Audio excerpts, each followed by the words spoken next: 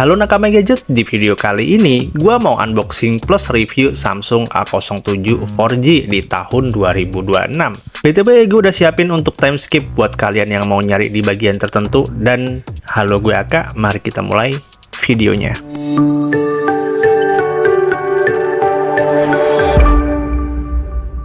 Di era gempuran harga komponen smartphone dan kita udah mulai di spam Unishop, menurut gua Samsung A07 ini bisa jadi pilihan yang bijak. Ya walaupun harganya juga ikutan lumayan naik ya, at least spek yang dikasih ini masih waras lah. Dan ya, ini adalah unit yang gue beli di official store. Gue dapat di harga 1,9 harga diskon dengan varian 4 dan internal 128GB. Kalau budget kalian kurang bisa pakai varian RAM 464. Ini agak sempit sih. Jadi saran gue bisa ambil varian yang kayak gue aja, 4128. Jadi masih bisa lah buat nyimpen-nyimpen file ataupun sekedar gaming ringan. Nah, lanjut ke bagian unboxing di sini karena gue belinya di official store, gue dapat free case ya. Dan seperti biasa di boxnya ada USB, buku panduan yang mungkin bisa kita skip aja karena terlalu boring ya. Dan langsung aja ke unitnya. Ini dia tampilan dari bodi belakang yang cukup halus ketika gue pegang. Lanjut ke bodi sisi kanan, ada power yang kegabung dengan fingerprint. Ada juga volume. Next di sisi bawah ada speaker, port USB, port audio jack, dan mikrofon. Di sisi kiri ada slot SIM tray yang udah support dual SIM plus micro SD. Nah, sisi terakhir bagian atas ini cuma ada mic aja. Dan mari kita tes untuk hidupkan. Di tampilan awal kita udah suruh update di One UI 8.5. Jadi gue coba update dulu kali ya. Akhirnya kelar gue update dan kita mulai dari sisi layarnya dulu. Smartphone ini dibekali layar berukuran 6,7 inch, cukup lebar ya, dan punya 90 Hz refresh rate. Dan sayangnya untuk resolusinya ini masih HD+. Panelnya pun ketika gue cek di sini dia pakai PLS LCD. Ketika gue cari infonya, PLS LCD ini dikembangkan langsung oleh Samsung yang kabarnya menawarkan kecerahan 10-15% lebih terang daripada IPS dan punya konsumsi daya lebih efisiensi lah, jadi lebih hemat gitu. Tapi kalau dibandingkan IPS itu lebih unggul dalam akurasi dan konsentrasi warna. Untuk brightness-nya dia udah bisa tembus hingga 800 nits ya, lumayan lah. Di luar ruangan udah bisa kelihatan, dan di dalam ruangan pun untuk kontrasnya separuh aja udah cukup terang menurut gua sih ya. Cuman emang dari segi bezelnya ini tebel banget. Oke, kita lanjut ke sektor kamera. Ponsel ini punya kamera utama 50 megapiksel dan 2 megapiksel depth kamera. Untuk hasil foto jujur seadanya ya. Tuh di luar ruangan sore hari ini cukup bagus hasilnya.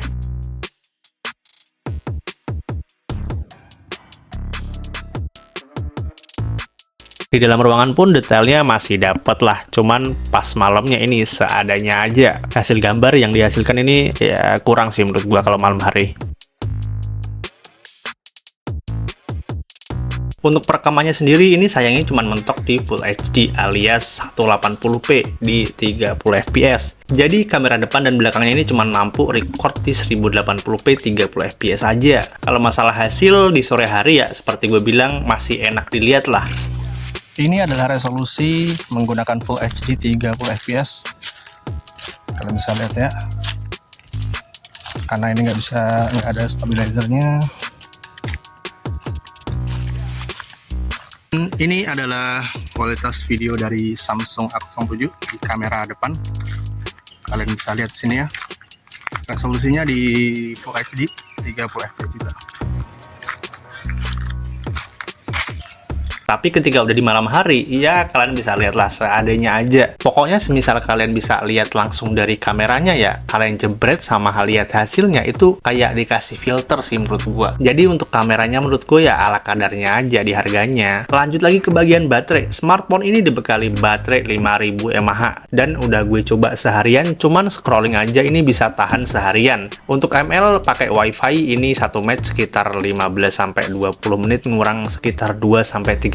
PUBG 15 menit main ngurang sekitar 3-4%. Dan sayangnya dari HP ini adalah casenya ini bisa dibilang lumayan lama ya. Gua harus nunggu lama sekitar 1 jam lebih untuk bisa full ya. Itu pun belum full, sekitar 80-an% lah, gue lupa. Nah, untuk basisnya HP ini udah berbasis Android 16 dengan One UI 8.5. Dan unggulnya HP ini adalah dia punya update yang panjang banget. Coba HP mana lagi di 1 jutaan udah dapat update sampai 6 kali Android update, dan 6 tahun keamanan. Tapi ini ya minusnya nih, yang ngambil opsi 464 bakalan amsyong sih, karena update kedepannya sih gue nggak saranin ya, kalau misal ngambil varian tertinggi atau minimal ambil 6128 aja saran gue. Dan sangat disayangkan ya kalau seri ini nggak ada NFC-nya, mungkin bisa jadi hal yang dipangkas sama si Samsung sih. Kita beralih ke sektor terakhir di bagian chipset, siapa lagi kalau bukan Helio G99.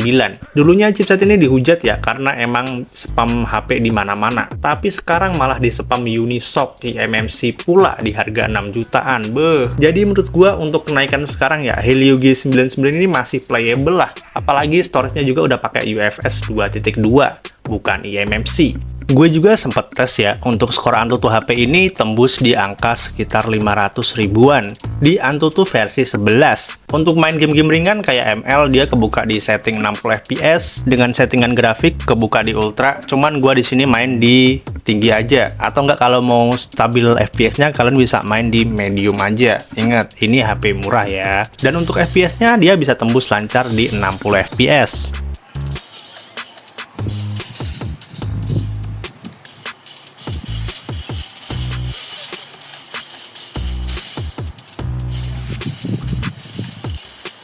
PUBG juga dia udah kebuka di smooth extreme, main satu match bisa stabil di angka 37 fps.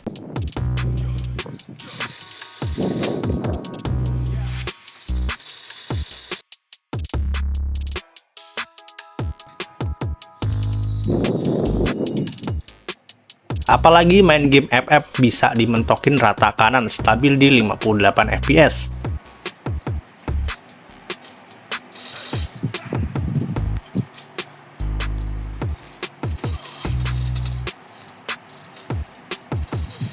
Jadi buat yang nyari HP sejutaan, gue masih bisa rekomendasiin HP ini kalau kalian beli baru. Untuk varian tertingginya mungkin bisa cari yang lain ya. Cuman ini saran kalau tetap pengen varian baru, coba kalian cari harga second. Cari varian tertinggi yang mungkin bisa jadi lebih murah. Tapi namanya barang second, resiko ditanggung pembeli ya. Jadi itu aja konten kali ini. Next video gue bakal tes gaming, tes emulator, tes PPSP, Aether, Switch, dan lain-lain. Jadi kalian tunggu aja videonya. BTW gue Aka, sampai jumpa lagi di seputar teknologi.